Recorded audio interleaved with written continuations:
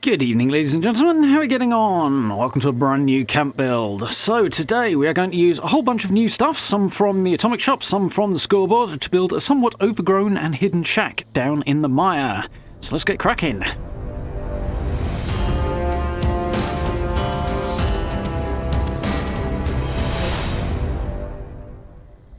Okay, so yeah, we've got a whole bunch of new stuff or recently added stuff that we're going to be using in this build, and it's kind of inside my wheelhouse, but we're going for an overgrown, hidden, kind of scrappy shack deep in the mire, off the beaten track that you probably wouldn't stumble across. So, here we are, as I say, right in the middle of the mire. There's a few of the big locations around it there. And although this looks like it's near some fairly well-travelled areas, and it's not far away, to be fair, it's sufficiently out of the way that you kind of don't see this spot. There's actually a tiny little lake here, a pond type thing, that is not marked on the map that we are building right next to. So a really cool little area that's sort of tucked under the trees and some really cool lighting and atmosphere, and is way out of the way. So here we go, you can see the pond at the back there. Here is the foundations, and this time we haven't actually got them in to start off with, but it's pretty easy, so just going with a 2x2. The grass is going to be clipping through on this one in the final build, which I actually don't mind because this is scrappy mire type vibe. It kind of, the finished product, the fact the grass is coming through kind of works, so I'm okay with that. Though I did pop it up a little bit to reduce just how much it was. So this is the abandoned mine kit. Absolutely loving building with this at the moment. It really looks suitably destroyed and weathered and pretty cool. Got stuck there. Get some walls and some windows and some doors in here. And yeah, just about anywhere in the game you can stick this particular set down and build with it and get something that looks like it's been there and has been abandoned, but isn't too much falling down. With the destroyed set, it does look like there's so many big holes in the walls, it's not so great, but there's barely any shelter. But this one looks like it provides shelter, but has been there for a very long time, so I like that a lot. So, dead simple little core structure. We'll make that a bit more interesting in a minute. One of the main things to make sure of is that it tucks under the tree okay and you don't get any clipping with the roof, but we're okay there. So, Rough Patch Planter. These were added on the scoreboard, Season 11, the Nuka World on Tour scoreboard, which is just about to come to a close, so make sure you grab everything before the changeover on Tuesday, if you're watching this as it goes live. But these are the rank 100 rewards. There's a few different types. I kind of feel like there's a few that should be in there that aren't, variations with the walls, but for this we're actually just going to use the one, these corner ones, nudge it up against the shack. Because of the way it sticks out on the inside edge there, unfortunately, the collision will not allow it to sit quite as close as I would like, but it more or less works. I'm going to adjust the height a little bit. I think that's mostly okay. Those gaps at the side we'll do something about. We're going ramshackle anyway, so it kind of doesn't matter too much. So here we have some vines. These are newly added on the atomic shop, and they are pretty cool. Add a nice little bit of extra texture and colour. I think they probably work a little bit better in the forest, really, than the mire, because of the colour of them, but we're here, so we might as well use them. And I do quite like them. There's a few different sets. A couple of small issues with these. They only snap to full-sized walls. That's the big one, like this, which is fine here, but when I start adding other bits and pieces on, they won't snap onto that. They also function more like curtains than posters in terms of their snapping. So they snap to a specific point, rather than being positionable anywhere on the surface of a wall, which means the half-sized walls, the slanted walls, any of the angled ones, basically you can't have vines on those, which is obviously not ideal if you want the whole place to look somewhat overgrown, so they're kind of cool, but I think they could be cooler. Definitely room for a few improvements on there. So I grabbed a chain link fence here, got the half-size one. I'm just kind of working this as close to the wall as I can get and close to the planter there as I can get, and we'll just kind of cover this gap up a little bit. Once I've decorated up a bit, it'll basically draw the eye away in such a way as it won't look like there's a gap at all. Got that one done, and around the back here we'll mix it up a bit and grab a junk wall. Keep an eye out on the atomic shop for these if you haven't got them. They do pop up from time to time, not as often as we'd like, but they do pop up, and they're absolute must-haves in my opinion as far as building goes. They're one of my favourite things to work with. They add so much texture to things, and good for fortifying things, obviously, and just kind of generally make things a bit more interesting to look at, so worth picking up. We'll carefully nudge this one in place. Collision box has been a little bit awkward. Partly because of the water, partly because, yeah, no. But I think we're about there. Just sort the angle a little bit more maybe, but close enough for now. So, I want to get a window board over this window so we haven't got a howling gale blowing straight through the middle of the house. Kind of will have anyway, but, you know, we can at least make it look a little bit better. But, as these things are both basically wall decorations, they're kind of interfering with each other's snapping. So, break out the old flamethrower time. And I'm going to line this up with the window because then I can damage both the wall and the window board directly. Then when I repair the wall, the window boards won't come back.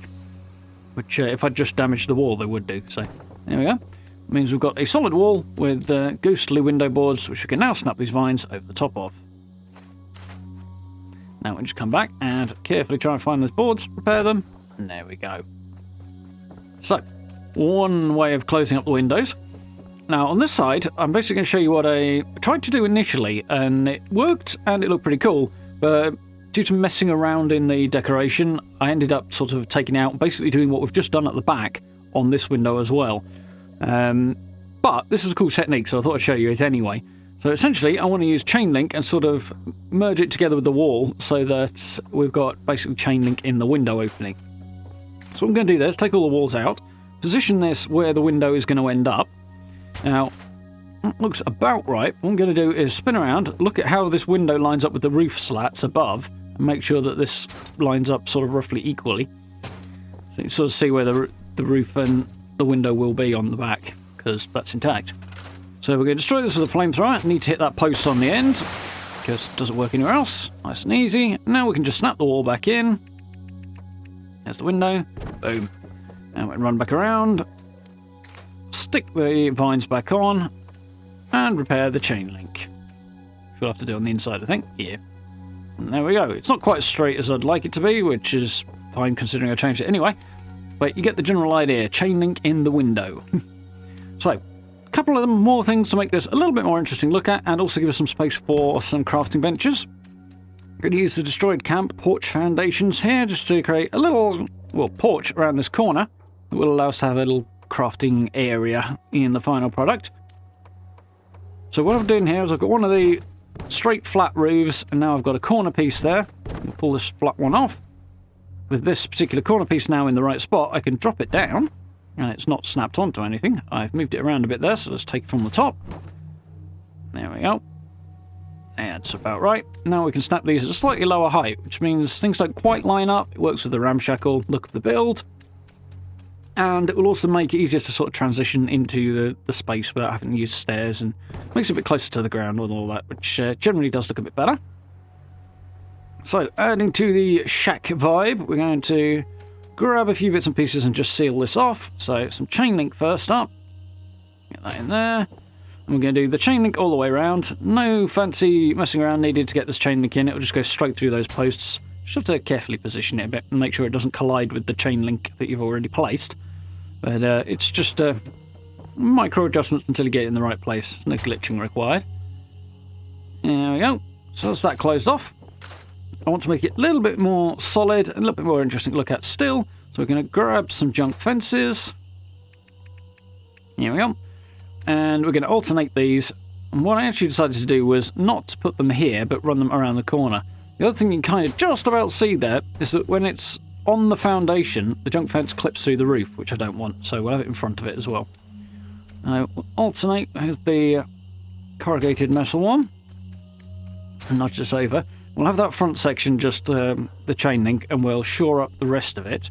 Because this side is really where I feel like the most threats come from, because you kind of can't see anything coming up the hill towards you, so this is the most vulnerable part, so we'll give it the most sturdy construction. It's the head cannon for it, as it were. There we go. Looking good, and I'll drop a gas station sign behind the last piece at the back, but I'll do that during the decoration phase. So, one last thing to do. We're going to try and make this section of the roof look a little bit more interesting, because it's still basically a box with it stuck on the side, which is better than just a box, but, you know, let's make it a bit more interesting. I don't want an upstairs in this one, although it's going to kind of look like it has one. The stairs will be a bit too much for what I'm going to do with the decoration, but that's going to work. So, we'll take these two side half walls off, and we'll go on to the slanted walls. Now, the reason I take the two side ones off is because these slanted walls can be finicky as hell, so make sure there's nothing next to them in order to confuse them, or in order to prevent them from becoming confused, rather. And with a little bit of persuasion, they will snap into place if you've got the right one, which we have there. Well, let's get that one in. Yeah, walk around, kind of adjust your distance, adjust your angle a little bit. Make sure there's nothing next to them, and you should be fine. Let's get the roof in. There we go. And we'll close this off. And we should be good. There's just one last job to do on the inside for the building part. There we go. So, as I said, I don't want an upstairs here, and that roof is way too high for the vibe we want on the inside. I want the shape on the outside, but not the height on the inside. So, we're going to put some internal roofs on there. Some will snap here, okay, some will not. So, these are the copper roofs. The plain basic flat roof will also go underneath those roofs at the top, but for some reason the abandoned mine-set roofs will not, and those are the ones I want. So we'll put in a different set that will go in, and swap it out for the ones we actually want. In this case, I still need to flip things around, and then we can swap them back out to the appropriate piece, which is the, the abandoned mine roof. Well, it keeps the vibe. So, with that done, I think it's time to head off and decorate. Yeah, it looks alright to me.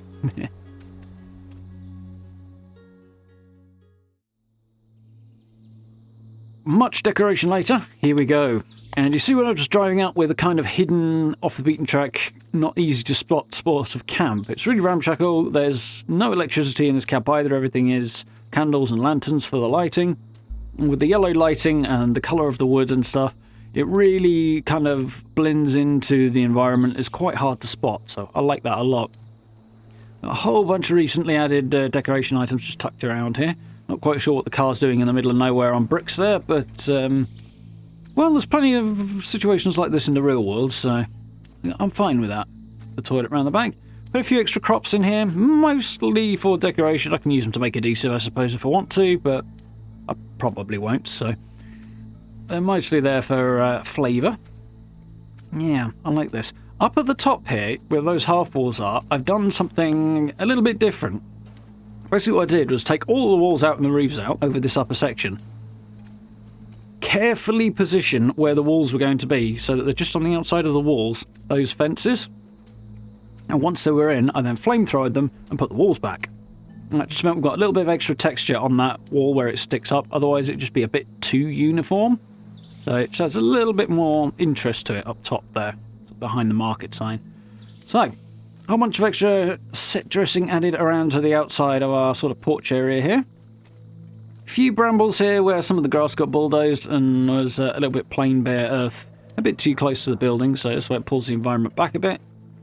Drop the wagon in on the edge there. I like the way this clips slightly into the ground. It looks like it's just been there for a long time. The dirt sort of built up around the wheels, which works quite nicely, and it's not floating, which is always a win. I figure this place has got a bit of a hermit's vibe, so a few chickens and a little beehive are not such a bad idea here. So you drop the gas station sign on the back of the crafting space there, just to kind of shore this bit up a little bit as well. Using the tree there. A few essentials out the back here, Collectron, shelter entrance. I wish we had a slightly more beaten up version of the Symptomatic. I mean, it's not exactly as spotless as is, but it would blend into builds like this a bit more if it was more beaten up, but still. Wanted to have it, so there it is. Figure it's... the head cannon is it's just junk, but it's actually functional, so that's cool. And we've also got a tiny little fishing spot just down here at the bottom as well, which yeah, adds a little bit to the vibe. And I like how that back window's come out, looks quite nice. So even up close to the build like this, it kind of disappears into the background a little bit, which, yeah, nice overgrown, kind of concealed vibe. The vines sort of help with that a little bit, although I feel like the choice of wood probably has a bigger impact on the overall look of it there. But, yeah, I do like those vines. I think if you're in the forest, they'd really kind of help to conceal the whole thing a bit more, because there's a lot more green around there, whereas this is obviously way more yellow in the Mire. I'll pan back around. I put a few of the Mothman statues and stuff around the edges as well, just to give it that more organic feel and make it look like whoever lives here is making a very deliberate choice to be away from anybody and everybody else. So, let's have a little look at our crafting area. A couple of flamingos out by the door, just to Add to that sort of bizarre home look. All the essentials, because I do want people to be able to find the vendor, which is inside, so hopefully they will be able to. Really happy to have that large stash box on the right there. That's the old Nuka World large crate. I've been wanting that literally forever and never managed to get it, so quite happy it dropped a while here. A few extra bits and pieces there just to dress up the Tinker's Bench. Got the vines over the window boards as well on the left there. Bits of ramshackle scrappiness around here. Quite pleased to manage to tuck that Nuka-Cola thing in the corner, the Nuka-Cola vending machine now. Even if it does cost to remove Nuka-Cola from it. It's definitely cool. I have checked, all these benches have just enough room to work, so you can actually use them properly, even though they're all really crammed in nice and tight. Loads and loads of bits of decoration on here. I decided to actually do a bit of merge glitch work in this one, a bit more than I often do. So we've got a few bits on the shelves there and underneath the table. We're using the old merge glitch. I'll make sure I link the how-to guide on that if you want to check that out. Pretty simple trick really, but works quite nicely. A few bits on the shelves. Kind of just got that producing moonshine and chems in the depths of the mire. Probably up to no good vibe going on around it. I quite like it. And it's a theme carried on to the inside.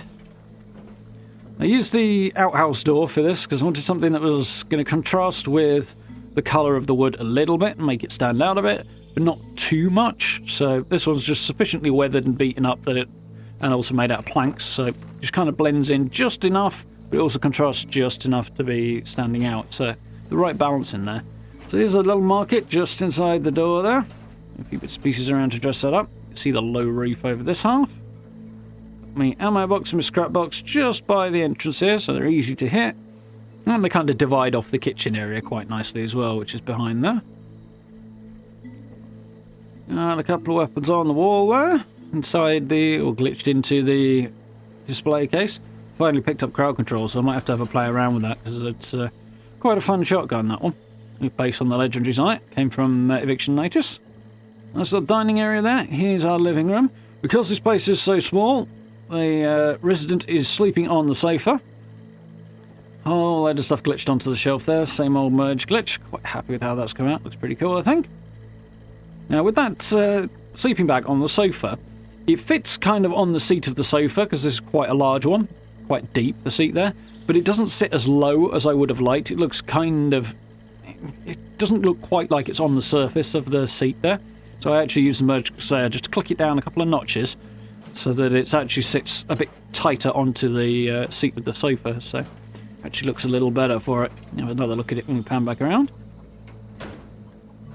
A fairly scrappy looking kitchen, lots of metal, lots of improvised bits and pieces. Kind of rough looking with the chemistry bench and the stove there. And the stash box counter on the right there. Kind of like that vibe. I've gone for the kind of metal surfaces and everything, and it all comes together quite reasonably neatly. A few extra bits and pieces to dress it up as well. Love the Scottish Waste Queen plushie on the seat there. We shall head on over. A whole bunch more wall decorations up here. A few little bits of hunting trophies, stuff like that. What I did for this top section, as you can see, I've got my camp unit tucked up there, but I've also got just a few stash boxes and a few other bits and pieces just up against this front edge, just make it look like it's just loft space, storage space, and they've just shoved whatever they don't need down here up there, because it's otherwise dead space. And as I say, the idea was to make the outside of the building look more interesting whilst maintaining a lower ceiling feel inside the main house, so looks alright, I think. So heading out on here, we've got a slight kind of gap to fall down because we can't sit this as close as we'd like, but it works. Definitely happy with how this has come out. You can cram quite a few plants in here. The collision is just tight enough that you can fit enough in here to make it look busy, so I'm quite happy with how this little space has come out. The mute fruit actually ended up being the hardest thing to place in here. Everything else wasn't too bad. Yeah. Nice little planting area, crop growing area, so that the person living here can keep themselves fed. Keep themselves in vegetables anyway. You can actually wallpaper the inside of these walls. The abandoned mindset will let you do that.